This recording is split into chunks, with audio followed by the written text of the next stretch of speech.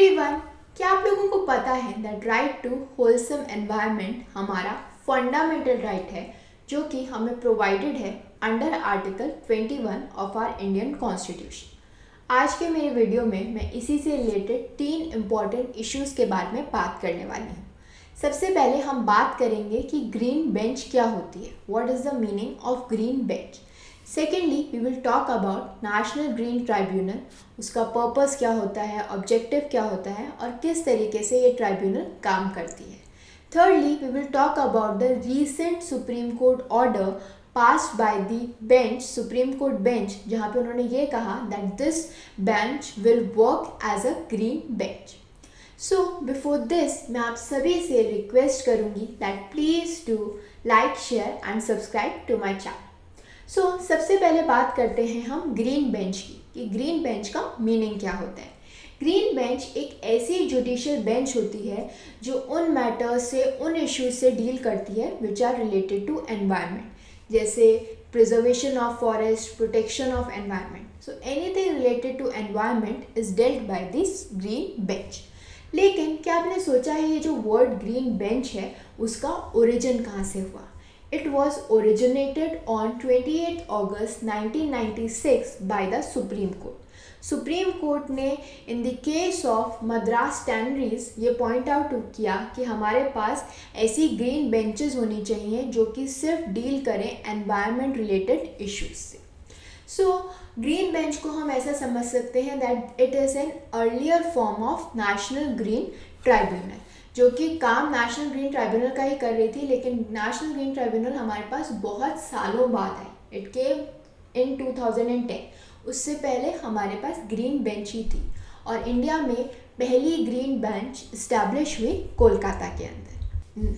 Now we will deal with our second issue जो कि है national green tribunal. India world के अंदर तीसरी ऐसी कंट्री है जिसने इस्टेब्लिश की है ये ट्राइब्यूनल। ये एक ऐसी जुडिशियल बॉडी है which is exclusively meant to जज environment related cases. National green Tribunal का जो इस्टेब्लिशमेंट हुआ है वो हुआ under the National green Tribunal act 2010।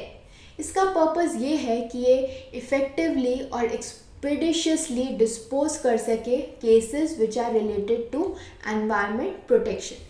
क्योंकि जब हम नॉर्मल वे में, नॉर्मल सिनेरियो में कोर्ट के पास जाते हैं तो वहाँ पे बहुत टाइम लग जाता है, लेकिन अगर इस तरीके के स्पेशल कोर्ट्स होंगे which will only deal with the environment related issues, तो हमारा केसेस जो हैं वो जल्द से जल्द हमें जजमेंट मिल जाएगा, जल्द से जल्द ऑर्डर मिल जाएगा और इशू रिजॉल्व हो जाएगा। So, for the protection of environment, conservation of forest and other natural resources, ये समझा गया कि ये जो नेशनल ग्रीन ट्राइब्यूनल है वो बहुत ज़रूरी है ताकि वो जल्द से जल्द इस तरीके के इश्यूज़ को रिजॉल्व कर सके। ये जो ट्राइब्यूनल है ये फॉर्म हुई ऑन 18 अक्टूबर 2010 के अंदर, और इसको बनाने की इंस्पिरेशन हमें कहाँ से मिली? इसको बनाने की इंस्पिरेशन हमें मिली हमारे आर्टिकल 21 से। अगर हम इंडियन कॉन्स्टिट्यूशन के आर्टिकल 21 की बात करें तो it says that all of us have the right to life and personal liberty. जब हम राइट टू लाइफ की बात करते हैं तो it also includes protection of life, और उसके लिए ज़रूरी है that all of us should have a healthy environment. और इसीलिए जो एनवायरनमेंट का जो इशू है, जो environment, right to wholesome environment, वो बन गया फंडामेंटल राइट अंडर आर्टिकल 21। ये जो नेशनल ग्रीन ट्राइब्यूनल है ये बहुत सारी जगहों पे है।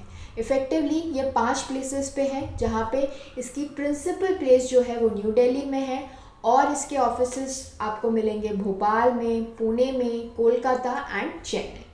लेकिन जो न्यू दिल्ली है that is the principal bench of the NGT, और हर रीजन जो है एनजीटी का, जो हर ऑफिस जो है, हर ट्राइब्यूनल जहाँ जहाँ बैठ रही है, चाहे वो पुणे है, कोलकाता है, चेन्नई है, उनके सबके ज्योग्राफिकल जुरिसडिक्शंस हैं।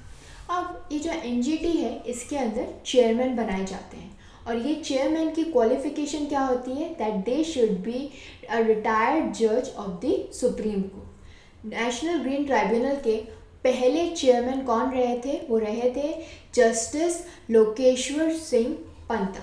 Justice Lokeshwar Singh Panta was the first chairman of National Green Tribunal, and each bench of this National Green Tribunal should have at least one judicial member and one expert member. So this is the minimum. कम से कम minimum इतने members तो होने ही चाहिए. Expert members, they should have a qualification and a minimum experience of 15 years in the field of environment. यानी 15 साल का experience होना चाहिए environment से related, forest conservation से related, और उसी के अंदर उनकी qualification होनी चाहिए. अगर मैं करेंट स्टेटस की बात करूं, सो करेंटली स्वतंत्र Kumar Goyal is the chairperson of the National green tribunal, and under this National Green Tribunal, the tribunal should have a full-time chairperson and up to 20 judicial and expert members each. So chairperson तो होने ही चाहिए, साथ ही साथ जो है हम इस NGT के अंदर, नेशनल ग्रीन ट्राइब्यूनल के अंदर जुडिशियल एंड एक्सपर्ट मेंबर्स होने चाहिए. At least 20 judicial and expert members होने चाहिए. सो this is what is required in the working of National Green Tribunal, how it works, what it is objective, with what purpose it was established.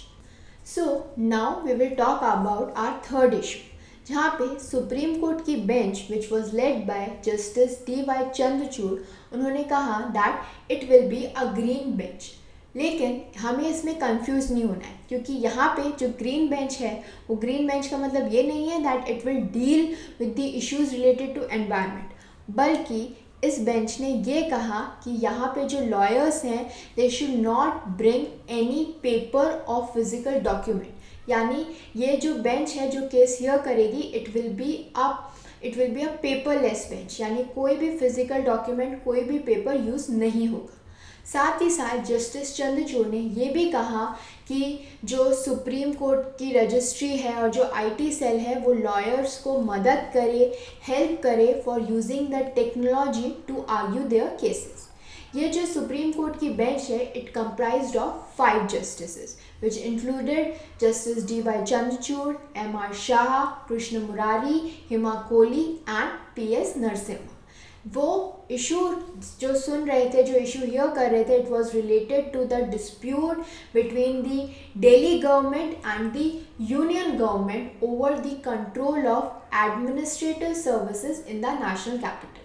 सो जो issue था वो दूर दूर तक environment से related नहीं था, लेकिन फिर भी इस बेंच ने ये डिसाइड किया that it will be a green bench, जहाँ पे उन्होंने ये बोला कि जब वो इस इशू की हियरिंग लेंगे then it should be a paperless hearing. Paper नहीं होगा, कोई भी फिजिकल डॉक्यूमेंट यूज़ नहीं होगा, और उसके लिए उन्होंने ये भी कहा दैट सुप्रीम कोर्ट के जो रजिस्ट्रार्स हैं, जो आईटी सेल्स हैं, वो मदद करें लॉयर्स को कि वो कैसे टेक्नोलॉजिकली फ्रेंडली हों और वो आर्ग्यू कर सकें अपने cases in a paperless form.